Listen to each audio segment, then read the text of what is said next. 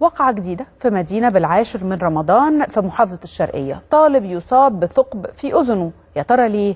الحقيقة إنه ده حصل لهذا الطالب على إيد مدرس إخواني. الطالب عمل إيه علشان المدرس يضربه بالقلم على ودنه ويعمل له ثقب؟ الطالب كان مشغل أغنية تسلم الأيادي.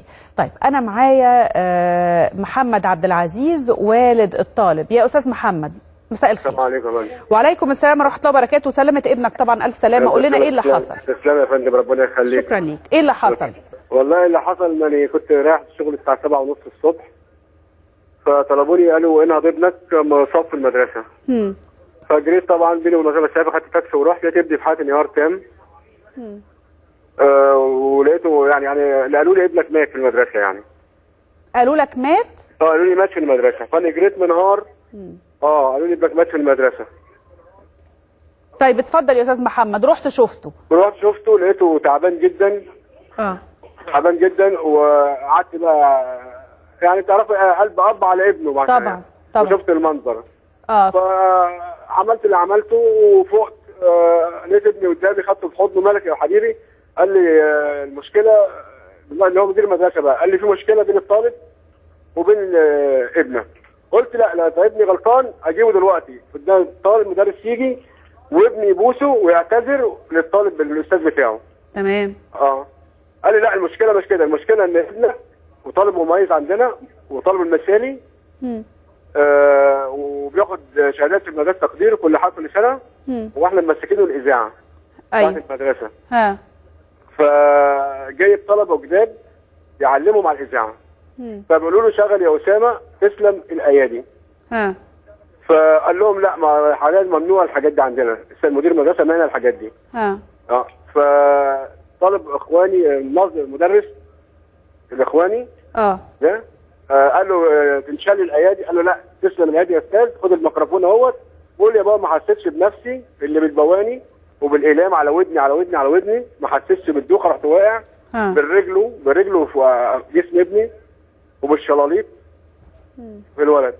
يا سلام. لدرجه شلاليت في ودنه كمان؟ لا في جسمه. عمال بيضربه بالشلاليت وبالبنيات والاقلام على وشه. والاقلام على ودنه. بقول يا بابا ما حسيتش بودني، في ضغط جامد في ودني من جوه. فانا قلت يا حضرتك انا عايز يعني نتراضى وخلاص، والموضوع ينهد على كده يعني. عشان خاطر ابني في ثالثه ثانوي السنه دي. وعايز مستقبله يعني. قال ان طبعا مسؤوليه اداره المدرسه. قال لا، حق القانوني تاخده، وابنك نشوف ايه اللي حصل فيه. وراحوا محولنا على التامين الصحي. عملنا كشف. ده مدير المدرسه اللي قال لك كده؟ ايوه. طيب. مدير المدرسه ده نبيع عزب. قال لي خد ابنك وروح معاك مندوب من المدرسه اهوت واكشف على ابنك وشوف فيه ايه بالظبط. رحنا عملنا تقرير وكشف. قالوا ابنك عمل له ثقب في ودنه من كتر الضرب على ودنه. ففي المستشفى قال لازم هتقدم بلاغ في الاسم وتعمل اجراءاتك بقى القانونيه. فرحنا عملنا بلاغ، وطبعا يعني اداره المدرسه والوزير اتصل بتاعه، يعني الحمد لله الناس يعني ايه واقفين معانا يعني. طيب ينفع تدينا اسامه نكلمه يا استاذ محمد؟ بس والله حضرتك ودن ابني يعني تعبان جامد يعني. بيقول يا بابا في صفاره جامده ودوخه فيها. مش قادر يتكلم يعني؟ لا هو يقدر يتكلم مع حضرتك بس انا. طب كويس. طب اديهوني بعد اذنك. تعالى يا اسامه. تعالى اتكلم الاستاذ ريهام مع حضرتك. شكرا يا استاذ محمد. اتفضل. اهلا يا اسامه.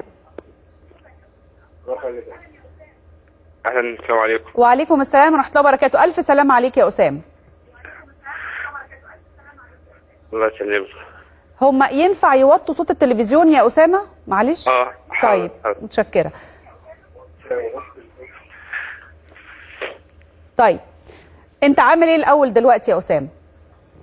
يعني الحمد لله دلوقتي يعني امبارح بس لسه طبعا داني تعبان شويه، تعبان يعني مكانها وصفاره وضغط عليها وعامله لي الم في المنطقه بتاعت نص وش الشمال ده. هو المدرس ده يعني مدرس ايه؟ بيديكم حصه ايه؟ ده مدرس تربيه رياضيه. هو كان عايز مني الميكروفون عشان يعمل صفر انتباه للطابور. وبعدين راح قايل تتشال الايادي، فانت قلت له لا تسلم الايادي، فبدا يضرب فيك. على طول كده من غير اي تفاهم. راح ضرب في وشي على طول وحسدني. كنا احنا يعني في المنطقه بتاعت الاذاعه اللي بنقول منها. وشدني على ارض الطابور على اساس يفضل يعني الاذاعه، برضه عمال يضرب طول المسافه. وحطينا اول ما وصلنا يعني نزلنا كده عند مكان مرتفع اللي هو بيقول في الاذاعه، نزلنا تحت وهو راح بيضرب فيها. فلما المدير المدرسه شافني راح هيشوا عني وراح موديني، قال لي اطلع على اوضه المدير، اطلع على اوضتي فوق عشان يعني يعمل اجراءاته يعني. يعني مدير المدرسه كان شايف يعني او يعني جه وشاف اللي بيحصل؟ كان شايف، اول ما شافه راح شايله يعني من عني. وباقي المدرسين مفيش حد كان حاضر؟ زمايلك الطلبه وهو اثناء ما هو بيضربك مفيش حد كان شايف حاول يحوش او يبعد ما بينكم؟ من ناحيه كانوا شايفين، فكان في المدرسه كان وقت الطابور يعني، فكان المدرسه كلها معظمها كان موجوده. يعني ده كان قدام الكل؟ كان قدامهم كلهم. وهم كان رد فعلهم ايه معايا يا اسامه؟ والله انا مش عارف، انا عشان اول ما اتضربت راح المدير طلعت على اوضته وما شفتش اللي حصل بعد كده صراحه. بس هو المهم جماعه الاذاعه رفضوا انهم يعملوا اذاعه بعد كده ولموا الحاجه. تمام. عموما حمد لله على سلامتك يا اسامه، الف حمد لله على السلامه.